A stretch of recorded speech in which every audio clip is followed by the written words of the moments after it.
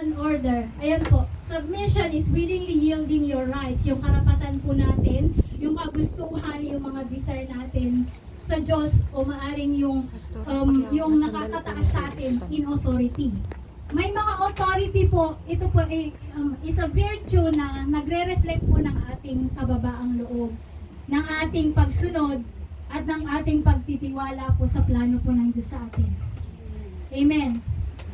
So next po. So ito po yung authority, no? Kaya po tayo may submission. Kasi may authority po na kumbaga sinusunod. At the highest authority po ay si Lord. Sabi dito, the authorities that exist have been established by God. Ano mang authority? Let's say in the government, ang mga politiko, di ba? Iniluklok sila ng Panginoon doon. Higher than the mga citizens sa mga ano. Tapos sa church, di ba may mga spiritual leaders, and then niluklok sila doon ng Lord para yung lower doon is magsasubmit. But there is ano po ng submission. Sa family, between husband and wife, nanonood yun eh. So, hindi meron ka.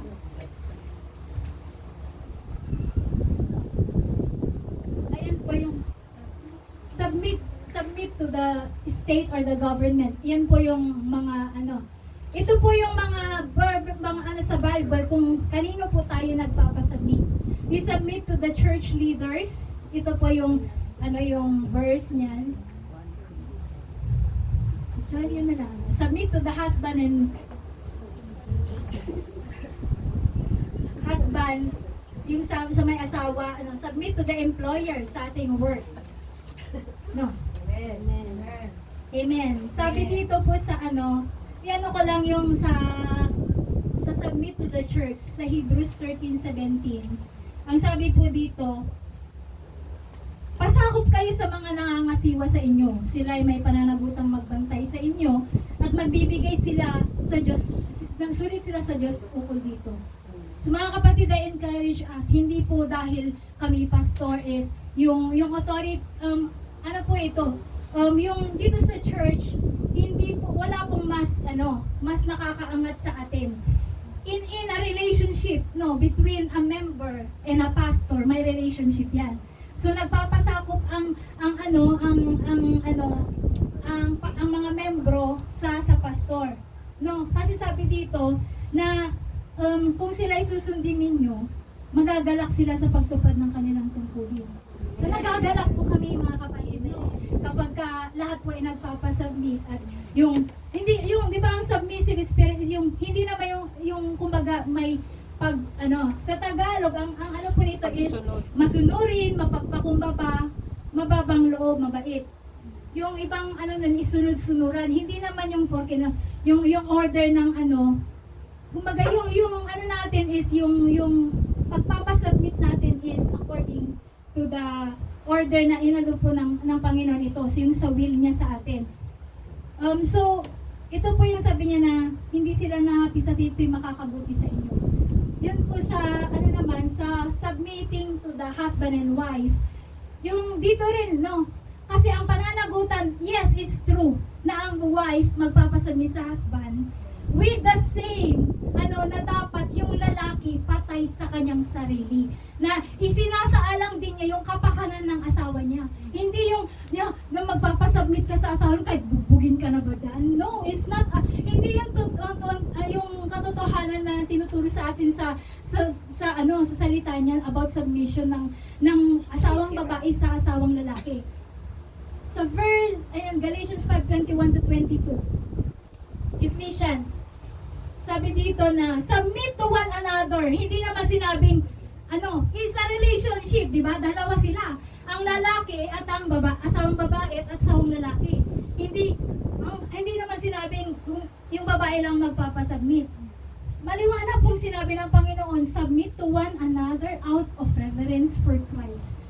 So, dito po, kailangan kaya nagpapasubmit. And ipapaano ko lang po yung pangangailangan po ng babae is dahil ang kailangan po talaga ng babae is yung love. At ang kailangan ng lalaki is respeto. Nasa verse 33 po yan. Ephesians. Ephesians 5 verse 33. Sabi dito, subalit ito'y tumutukoy din sa bawat isa. Mga lalaki, mahalin ninyo ang inyong asawa gaya ng inyong sarili. Mga babae, igalang ninyo ang inyong asawa. So, nandun yung submission. Igagalang ng lalaki, mamahalin ng lalaki yung asawang babae at igagalang naman ng babae yung kanyang asawang lalaki. Amen. Amen. So next po yung submit po sa work. Yung sa employers natin. Sabi dito ng Lord na those who are slaves must submit to your masters with all respect. Yung sabi niya sa 1 Peter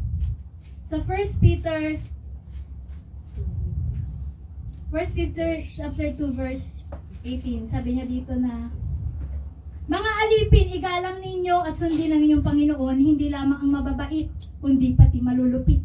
Oh, maliwanag po ang salita ng pag sinabi ng nitong Chinese New Year, naglinis tayo, no? Oh, you do this, lahat na yata mahalongkat natin, no? Sabi ng Lord obey your earthly masters. Amen. Kapalit naman yan, Laisi, kahit putok-putok yung mga kamay sa sugat-sugat na sa paglilinis. Sabi ni Lord kasi, if you have a submissive spirit, diba, susunod po tayo sa ating mga amo. Ano man yung kasi sila yung amo. Amen. In a relationship ng employer at saka ng employee. Amen. So, Ayan po, submit yourselves with all respect, not only to those who are good and considerate, but also to those who are harsh. So, ito po yung inaano po sa atin ng Lord na matuto po tayong yung magpapasubmit sa kanila, hindi yung, kasi sila yung nagbibigay ng di ba, kung tayo obedient, di ba, susundin natin. Pagka tayo submissive, kahit ayaw, kasi ang to submit is, parang ipupunta mo siya under yung control. Ang nasa control ngayon is yung amo mo. Yung kahit nagkukumawala yung gusto mo, ayaw kong sundin yun. Di ba, ang hirap-hirap yung mga ganun, nag-aano yung loob natin. Pero sabi ng Lord is, if you submit, you put your interest, your desires, your wants under. Amen? Kaya sumusunod. Nandun yung willing. Will. It's a matter of the will po yun. Yung pipiliin natin na sumunod, that's submission.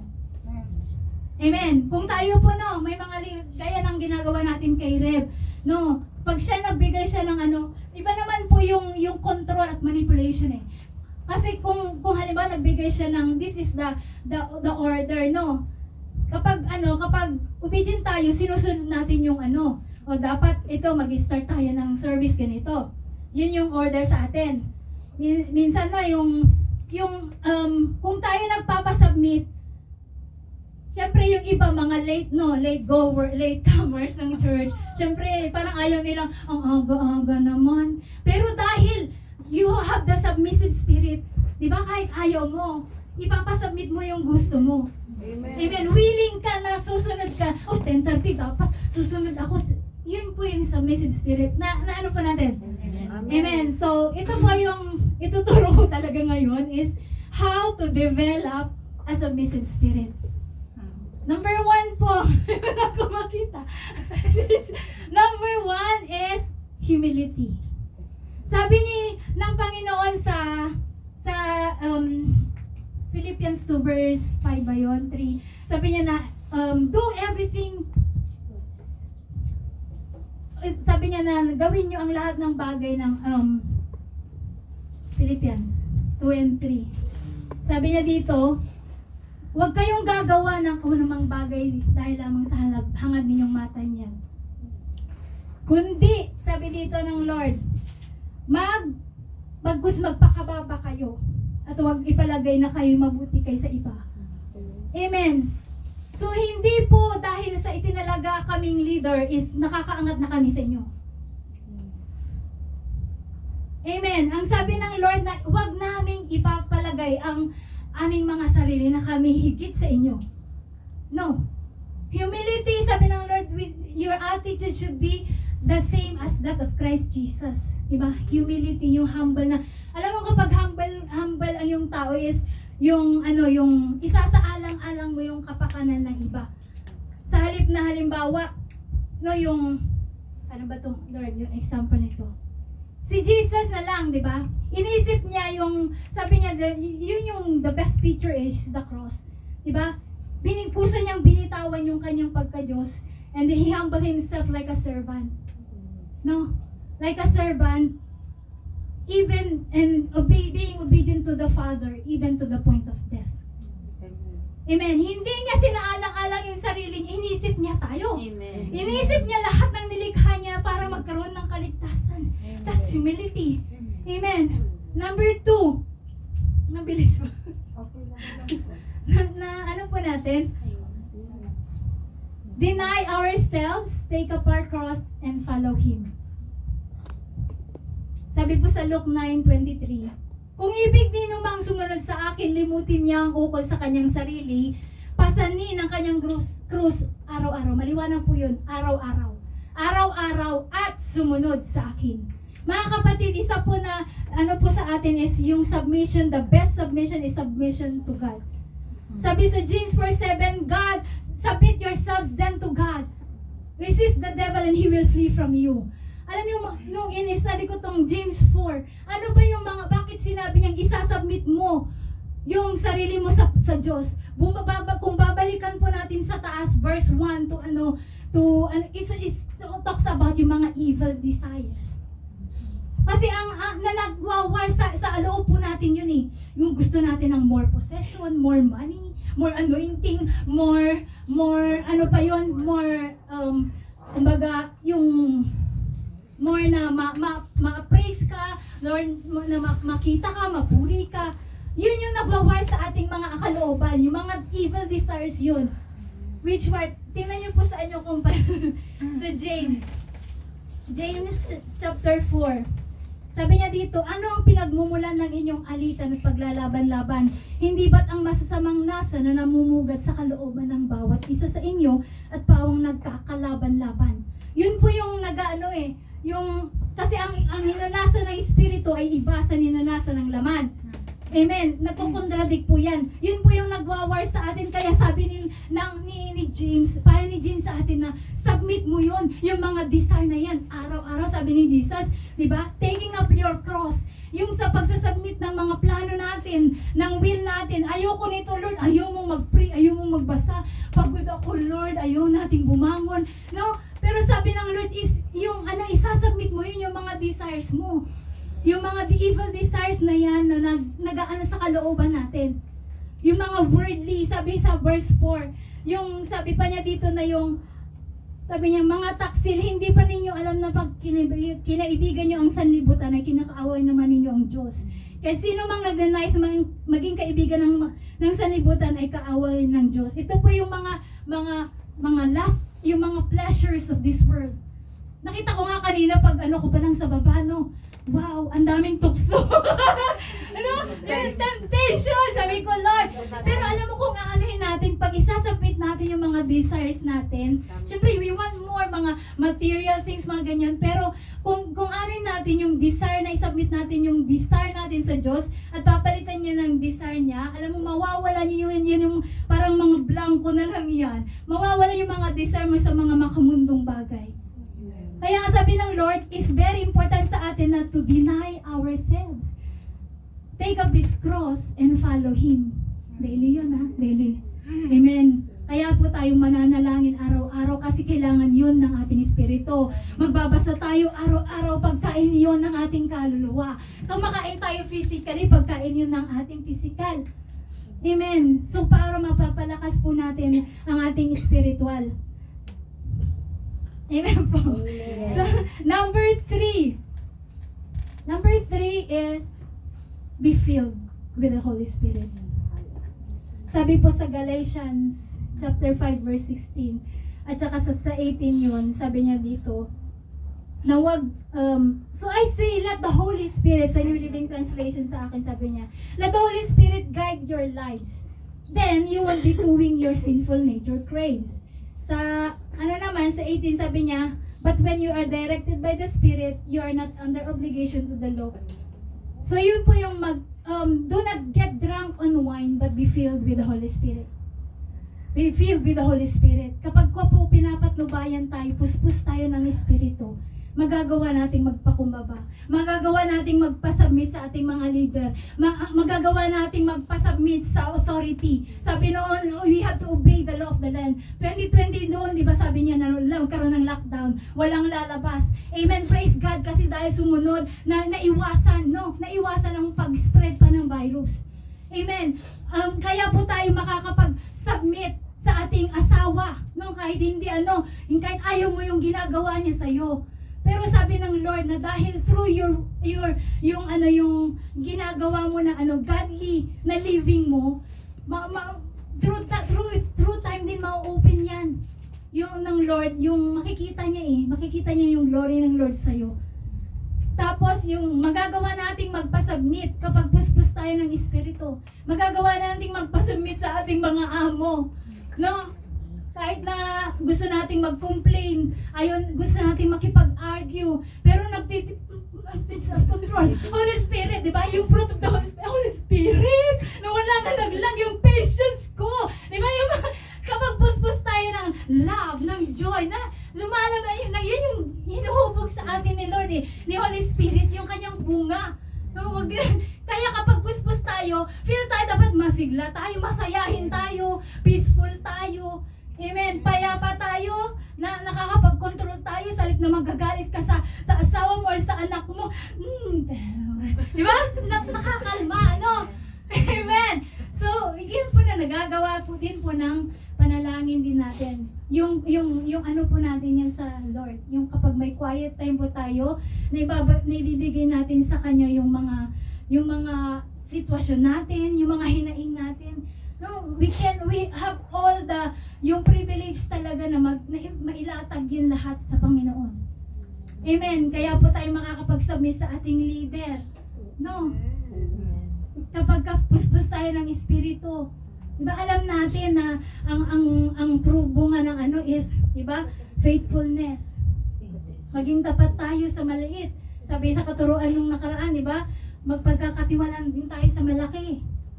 Makakapaglingkod tayo ng maayos kapag meron tayong submissive spirit, yung puspos tayo ng Espiritu, it's easy for us to serve God kasi ang nasa isip lang natin is yung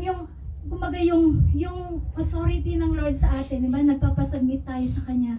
Lord, this is my desire. Ito yung will ko, Lord. Will ko lang ito, Lord. Balak ko na ba mag-for good? Lord, will ko lang ba ito? Will mo? Diba? Everyday, natin yan. Tatanungin natin, Lord, ano yung plano mo?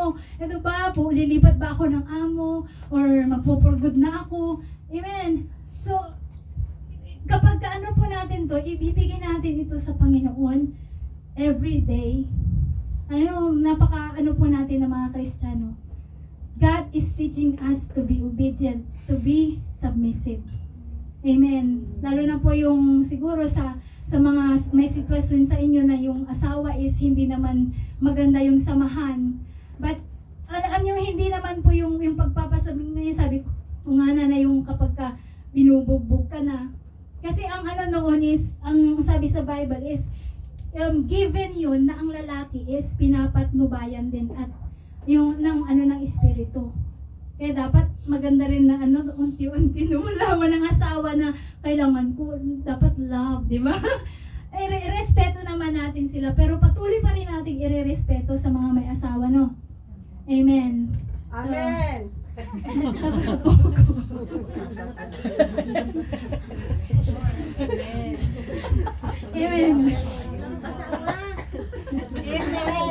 Amen. Kasi ang dito is submissive spirit. Is yung submit to God. Di ba? Submit to God. Di ba? Ang submit is kalimbawa, ito ibibigay ko kay sis Di ba? Kukunin ko pa ba? Submit, binigay ko na eh. Wala nang bawian. Amen. Nagpapasakop ako sa amo ko, nagpapasakop tayo sa gobyerno. Amen. Hindi sabi ng law of the land dito na wag mag-jaywalking. Pag nagbiblig na, wag nang maglakad. Matikis pa rin ang ulo. Amen. Hallelujah. So,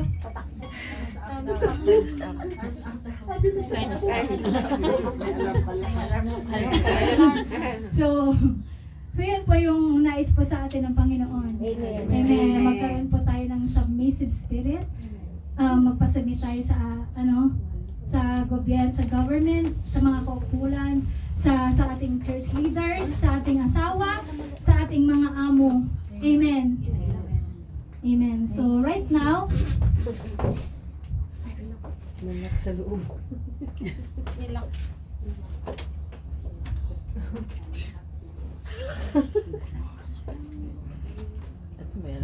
okay, let us pray. Heavenly Father, maraming salamat po. Thank you for teaching us paano po magpasako. Lord, salamat sapagkat tinuruan mo kami ng example ng totoong pagpapasako. You humbled yourself and you gave up everything for the sake of us.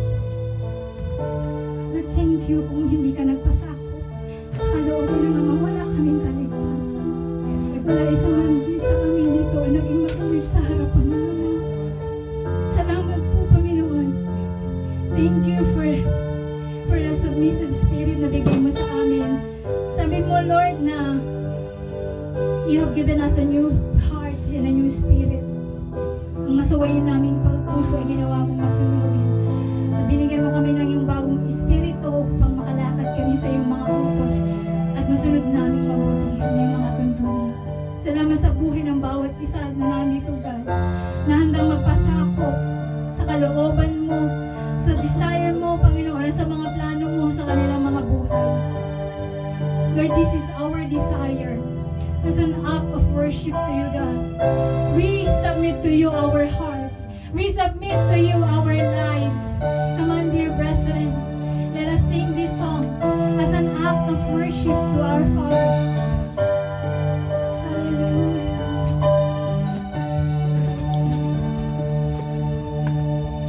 This is my desire to honor you, Lord, with all my heart I worship you.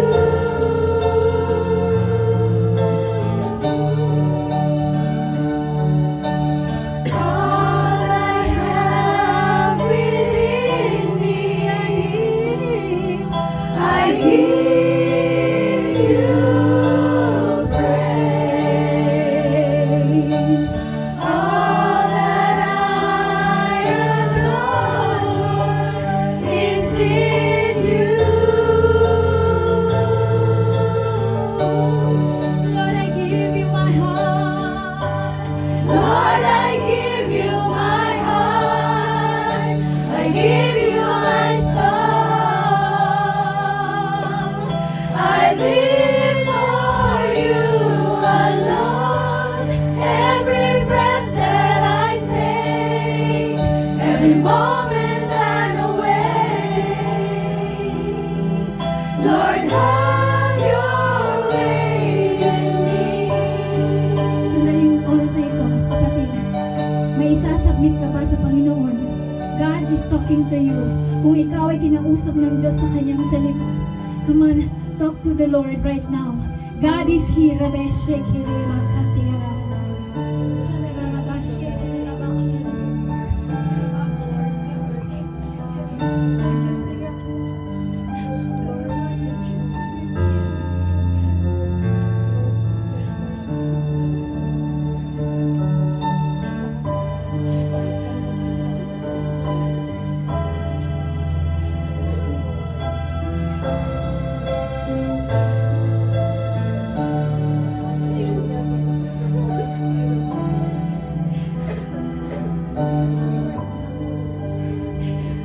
Ang Diyos ay nahandang tanggapin anuman ang binibigay mo sa Kanya ngayon. The Word of God says, cast your cares on the Lord, for He will sustain you. He will never let the righteous fall.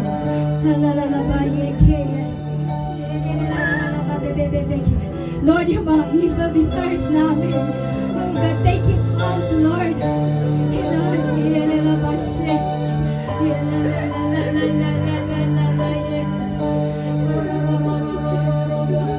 Sabi ng Lord, meron dito, you have fear of the future.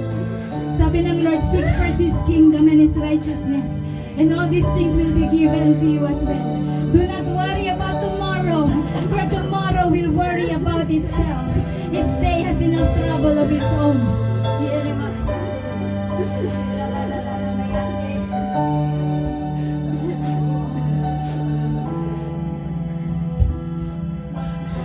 You are asking more from the Lord. The Lord is asking you more. Hallelujah. Die to yourself. Die to yourself.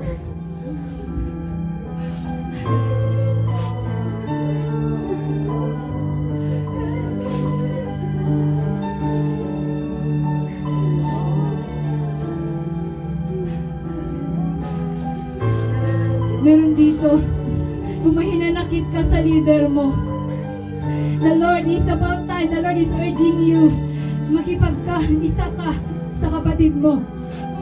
And I stand on behalf ng mga kapastoran ko right now. Humihingi kami ng tawad sa inyo mga kapatid. Kung kayo man ay na-offend, ay natisod o may natitisod sa aming mga pamumuhay, patawarin nyo kami. Hindi pa kami ganap. Pero sinisikap namin maging ganap. Alang sa inyo at sa Panginoon.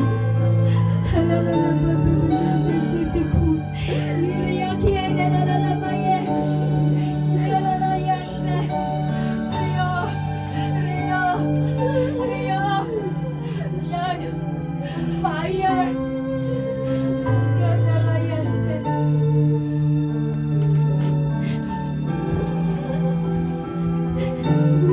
Meron dito, naglalamig ka na sa Panginoon. The Lord said, you have forsaken your first love. Repent and return to the Lord, to the God of your salvation.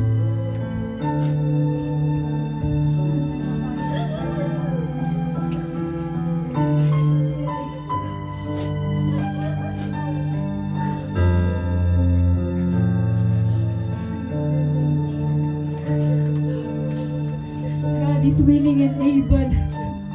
God is willing to deliver you if you are willing.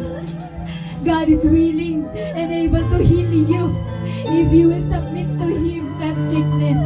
Yung nararamdaman mo, kapatid. Just give it to the Lord. Submit it to the Lord. God, deliver your people. For the sake of your name, deliver your people. Right now, ginagamit namin ang authority namin, Panginoon, to trample down snakes and scorpions and to overcome all the powers of the enemy, and nothing shall by any means harm us. We rebuke, the Lord rebuke you, the spirit of disobedience, the spirit of unsubmissiveness, the spirit of pride. Let go! Loose these people of God! Loose! Loose your power over our lives. The Lord clothed us with humility. The Lord clothed us with humility. In Jesus' name.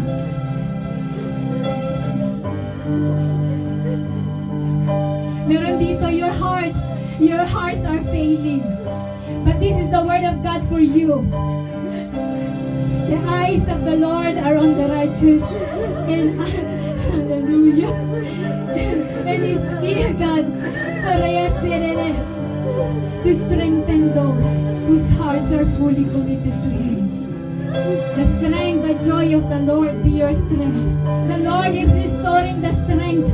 The Lord is restoring your strength, kapatid, na nawala. You will soar on wings like eagles. You will run and not grow weary. You will walk and not be faint. In Jesus' name. Oh God, oh God, oh God. Hallelujah.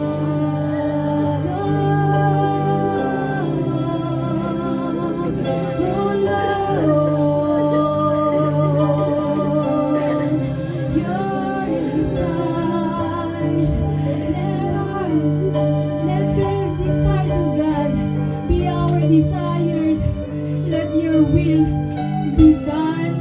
and not our will, Lord. Itinataas namin, Panginoon, ang anniversary namin. Lord, give us all with a submissive heart to submit to your authority, to